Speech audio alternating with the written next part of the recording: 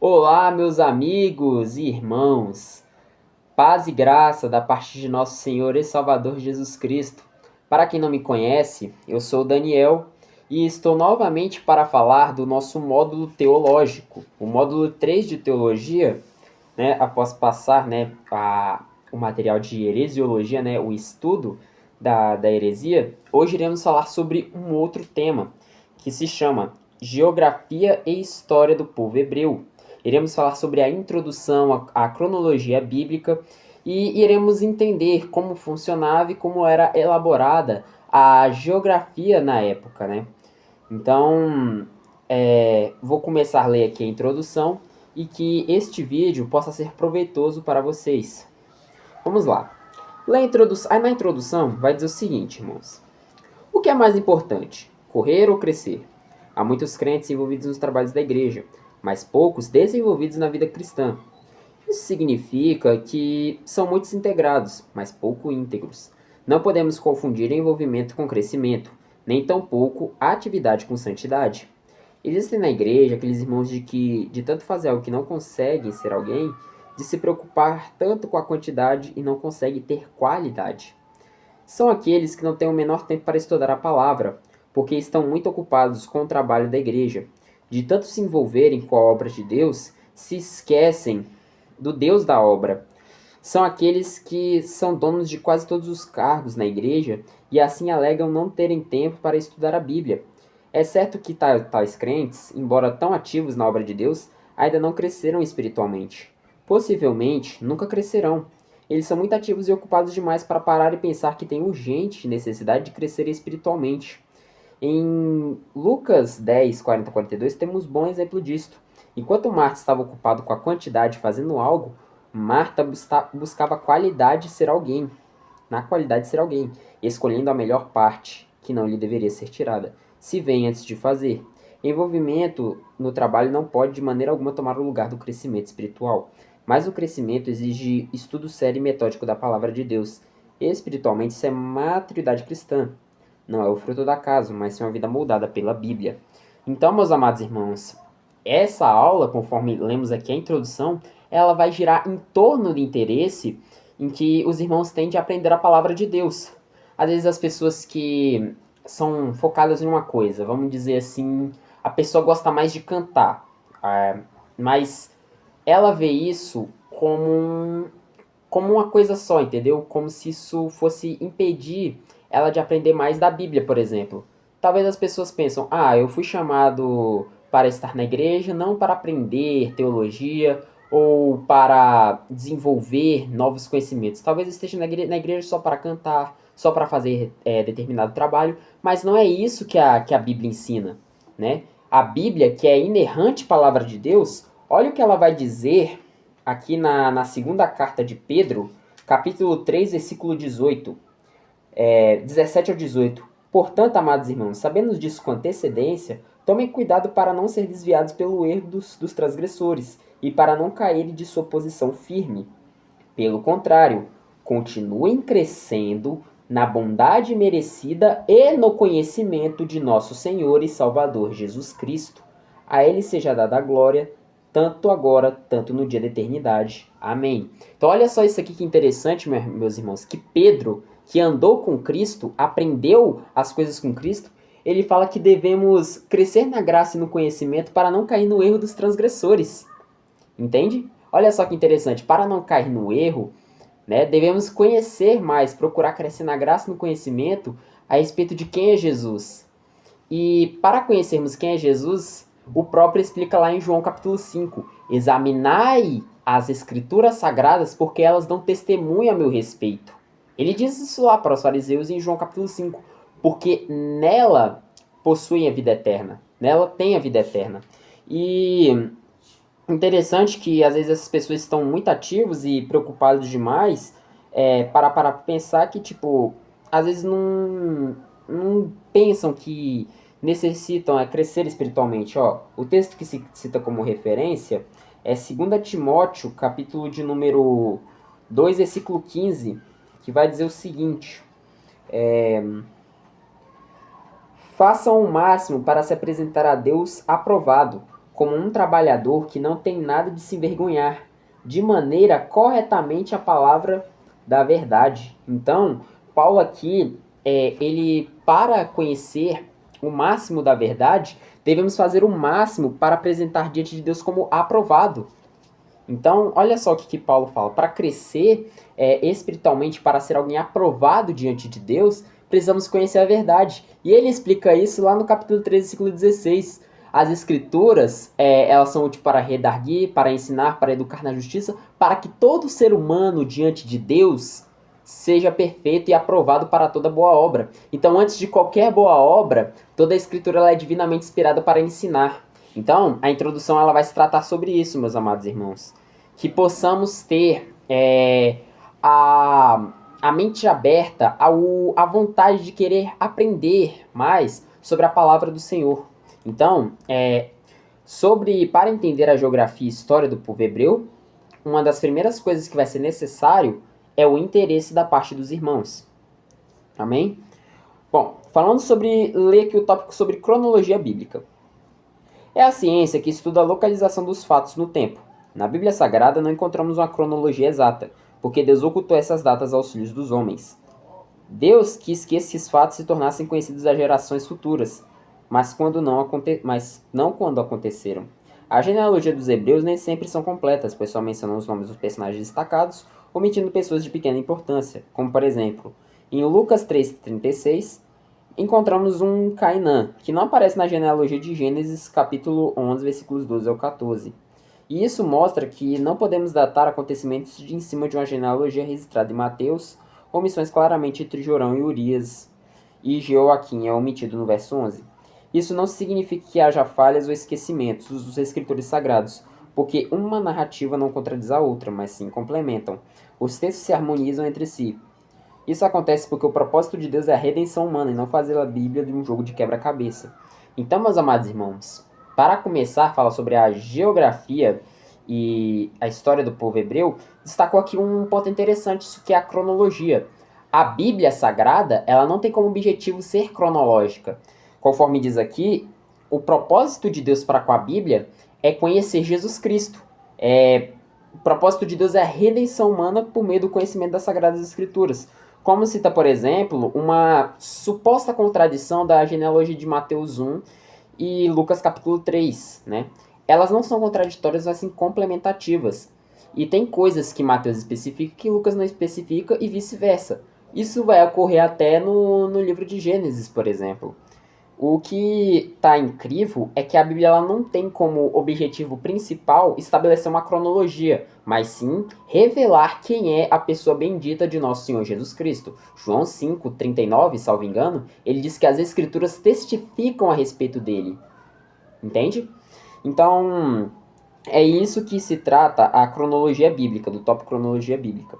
E em recomendação aqui do material, é recomendada o uso da Bíblia de Estudo Cronológica da aplicação pessoal, né? O fértil crescente, vamos começar a ler outro tópico, aqui na página 44, né? Pulando para outra. Se traçarmos uma linha curva que, partindo do Egito, passe pela Palestina e a Síria mediterrânea, seguindo depois até o Golfo Pérsico, teremos uma meia-lua razoavelmente perfeita.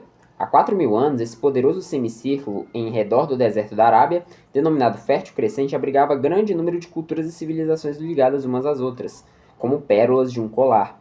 De lá irradiou a luz clara para toda a humanidade. Ali foi o centro das civilizações desde a chamada Idade da Pedra até a Idade do Ouro, da cultura greco-romana. Como já vimos, para a faixa de terra estreita que vai de Ur, no sul da antiga Caldeia, até as proximidades do Nilo, alguém deu o sugestivo nome Fértil Crescente. Em algum ponto dessa imensa região, a humanidade teve o seu berço antes e depois do dilúvio. Civilizações importantes, tais como a Suméria, a Acádia e a Aramita, aí nasceram e daí saiu levando progresso para outras partes da terra. Tigres e Eufrates no Oriente, no Ocidente, ligavam-se por estradas reais, que passavam por Arã, Alepo, Damasco e Jerusalém e alcançavam até o Egito.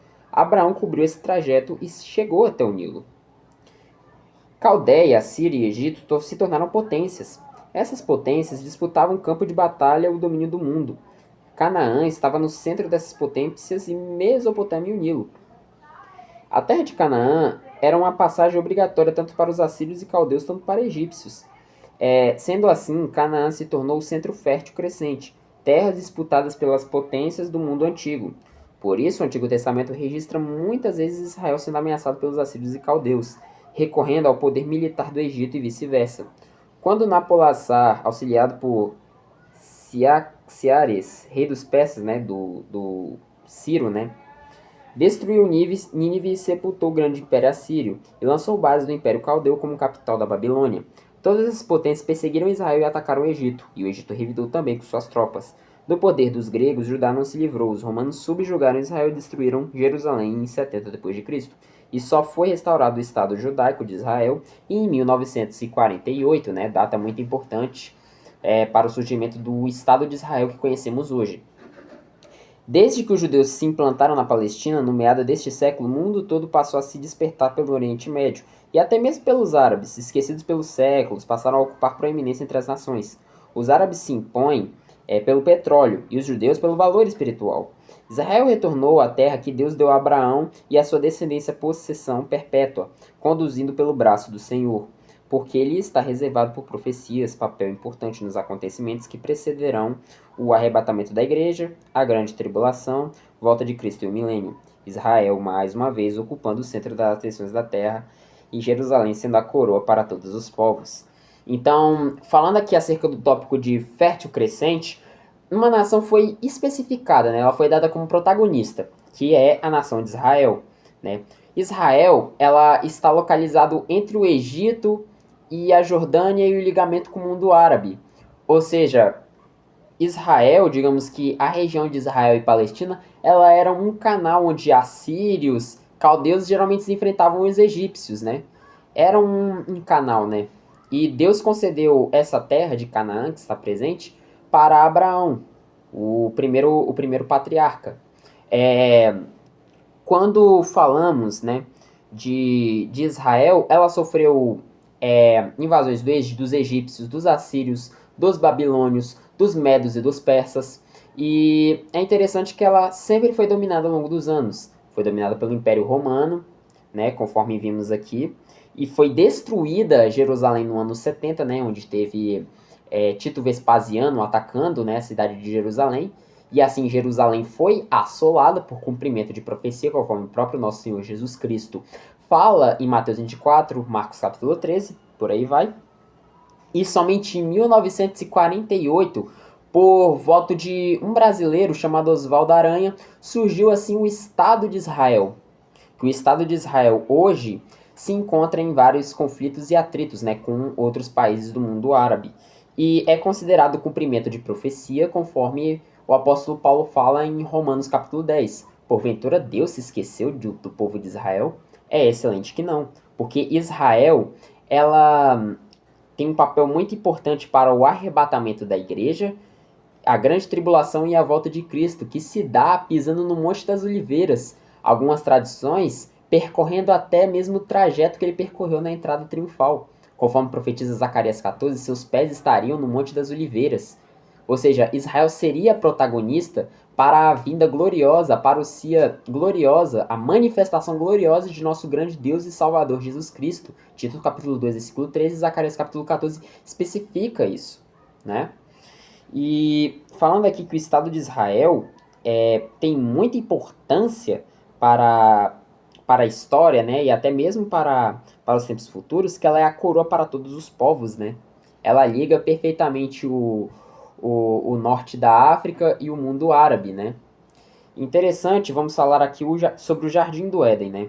Vai dizer o seguinte: Deus preparou um maravilhoso jardim para colocar o homem que havia de criar, a fim de que ele não ficasse à mercê do tempo, como os outros animais inferiores.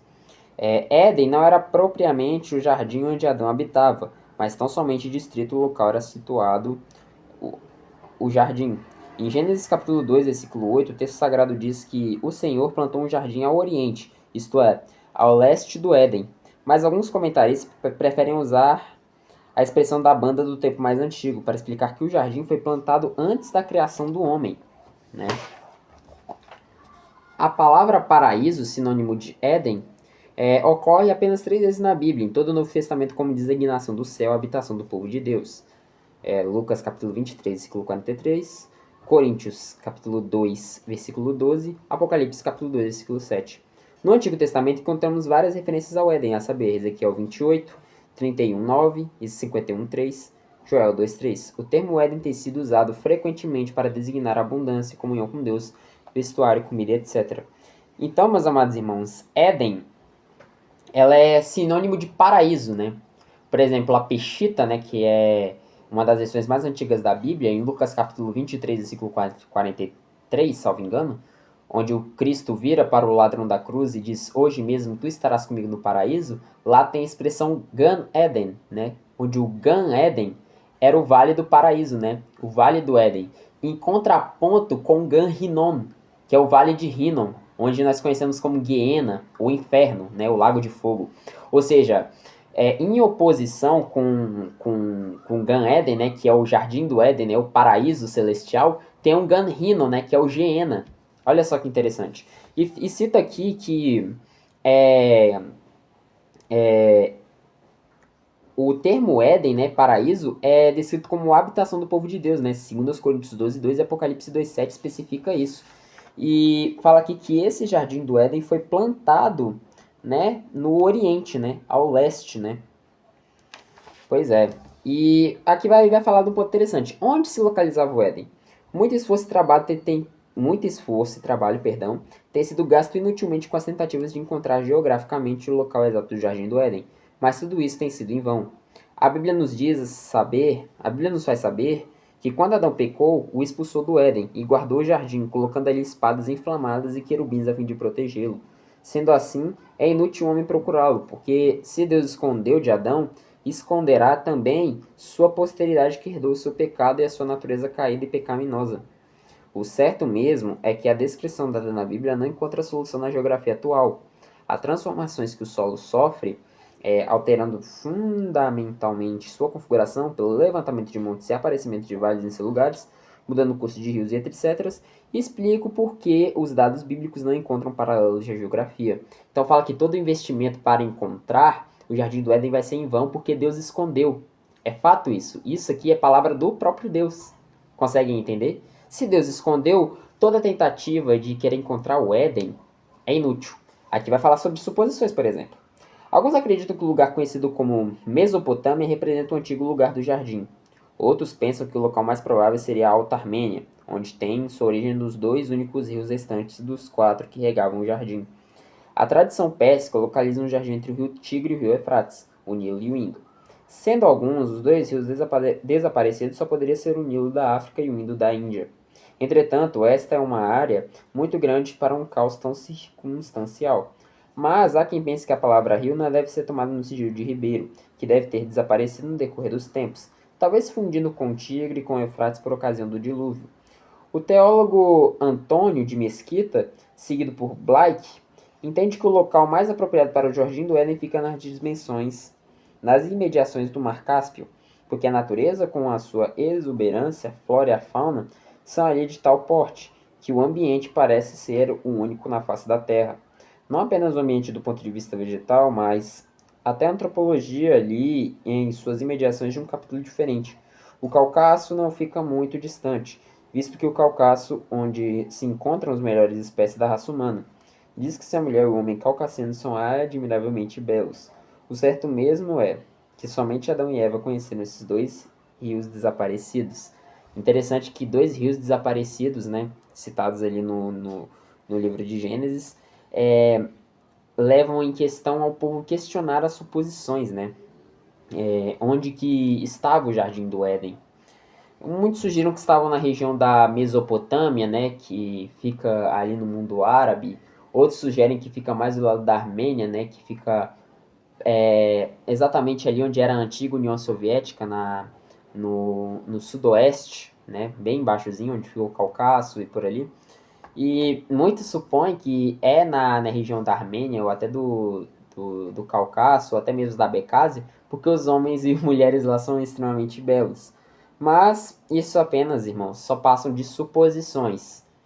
Então, o que devemos ter em mente que isso são só suposições. A realidade é que Deus escondeu esse jardim por causa da queda do homem e da mulher, né? Então, meus amados irmãos, aqui já vai falar sobre a origem dos hebreus, né?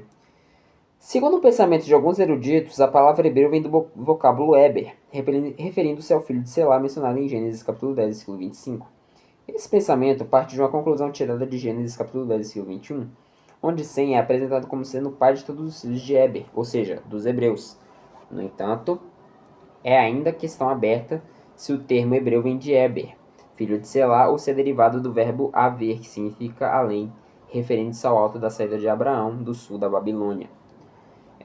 A primeira vez que a palavra hebreu surge na Bíblia está relacionado com a chegada de Abraão em Canaã, o que dá a ideia de estrangeiro ou imigrante. Alguns hebraístas dizem que a palavra hebreu significa os povos do outro canto, referindo-se ao outro lado do rio Eufrates.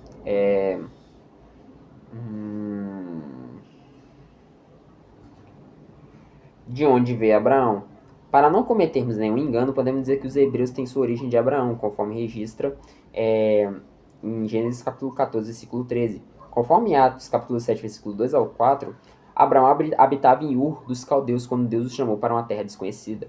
Mas de acordo de Moisés, relata no capítulo 11 e 12 de Gênesis, a chamada dele só se deu em Harã, após a morte do seu pai. Alguns eruditos entendem que Moisés não narrou a chamada de Abraão em Ur porque seu pai ainda vivia, visto que o regime patriarcal, o filho não podia aparecer com a proeminência enquanto o pai vivesse. Mas com a morte de seu pai em Harã, ele passa a assumir a chefia da expedição. Mas há também quem pense que Abraão teve 2 chamadas, a primeira em Ur e a segunda em Harã. Então, meus amados irmãos, aqui apresenta sugestões sobre qual é a origem do povo hebreu, né?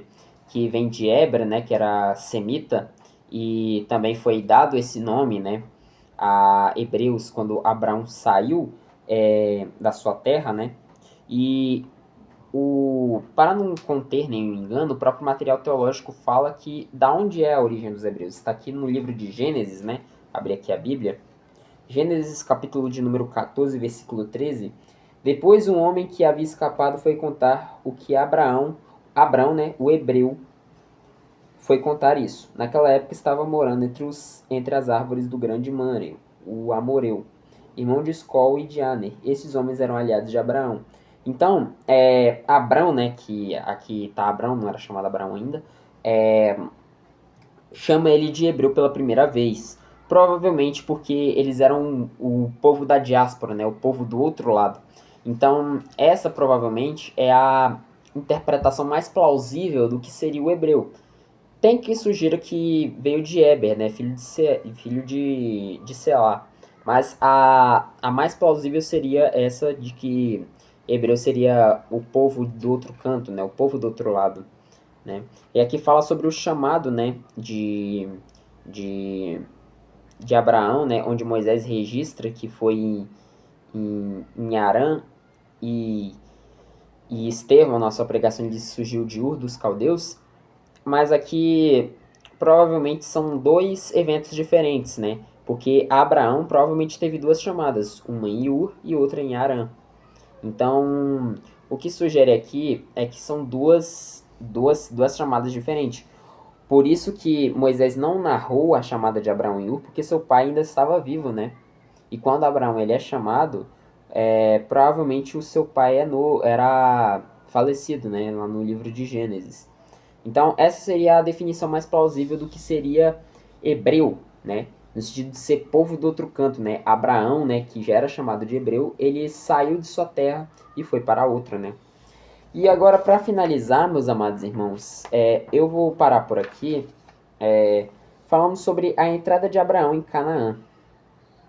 Conforme Hebreus capítulo 11, verso 8, Abraão saiu de Ur sem destino, sem saber para onde ia. Saiu à procura de uma terra onde podia edificar uma nação livre de idolatria. Embora Deus lhe ordenasse que saísse de sua parentela, ele levou consigo seu pai e seu sobrinho Ló, e seguiam viagem até Harã.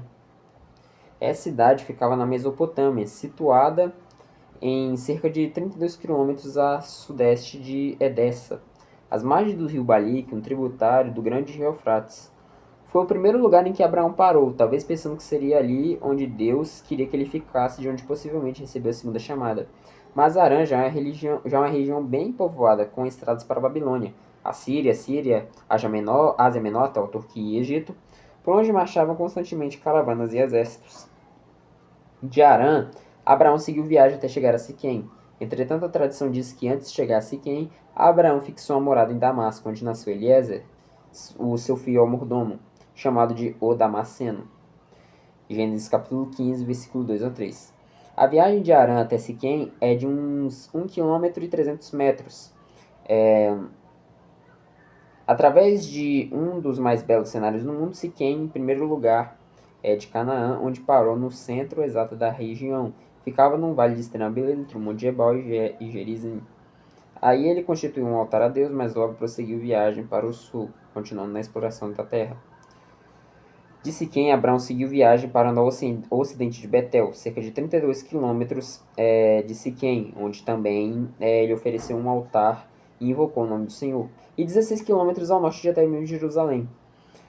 Neste tempo, Betel ainda não se chamava Betel, casa de Deus, nome dado por Jacó. Chamava-se Luz, Gênesis 28, 19.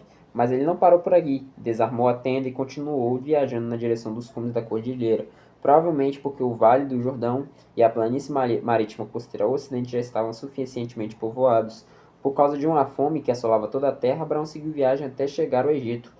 Com a sua volta ao Egito, ele passou a habitar Betel novamente. Então, amados irmãos, aqui conta, um pouco da entrada de Abraão em Canaã, um pouco da história, citando aqui como base os textos de Gênesis, que antes dele fixar, uma morada em Siquém, ele parou em Damasco, e percorreu vários caminhos, por Betel, que na época não se chamava Betel, se chamava Luz, nome que foi dado por Jacó, até ele chegar à sua nova terra, morou no Egito também, e por aí vai.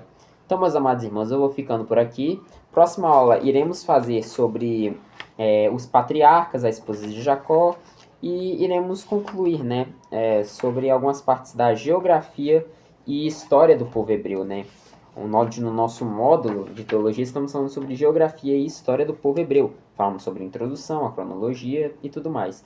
Eu espero que vocês tenham gostado. Se gostou, que Deus abençoe grandemente a sua vida. Em nome de Jesus. Amém.